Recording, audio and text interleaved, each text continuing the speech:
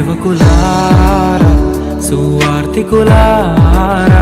దేవుని స్తోత్రం. మీ అందరికీ వందనాలు. Praise the Lord. బాగున్నారా? ఈ ఉదయకాలం దేవుడు మనకిచ్చిన వాగ్దానం బట్టి మన ప్రభువైన యేసుక్రీస్తు వారికి కృతజ్ఞతాస్తుతులు చెల్లిద్దాం.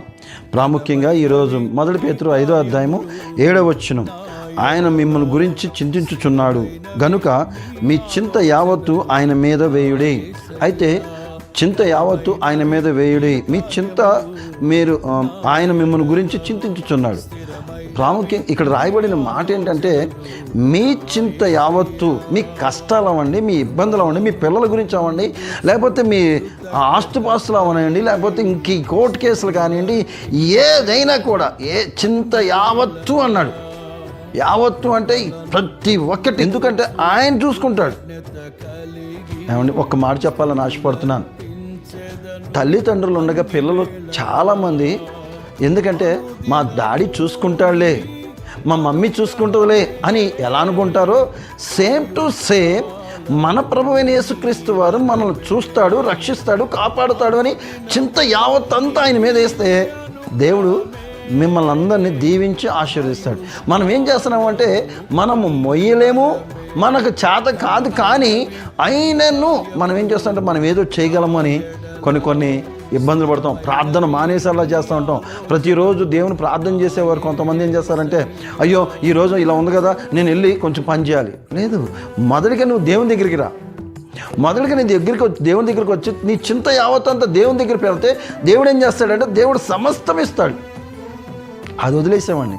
అది వదిలేసి మనమేదో సాధిస్తాం, మనమేదో.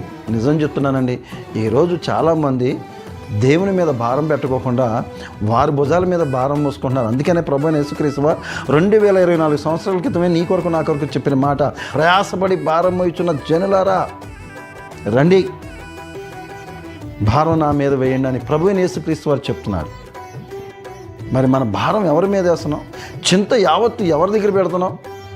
మనం మొదటిగా చింత యావత్తంతా దేవుని మీద పెట్టి, దేవుని దగ్గర పెట్టి మొరబెడదాం, ఆరాధిద్దాం, దేవుని మహింపరుద్దాం. ఆయన చూసుకుంటాడు. ఎందుకంటే ఇచ్చింది ఆయన, తీసుకునేది ఆయన కనుక సమస్త ఘనత మహిమ ఆయనకు చెల్లులాగా మనం ఉందాం. కళ్ళు మూసుకొని తల ముంచుకుందాం, ప్రార్థిద్దాం.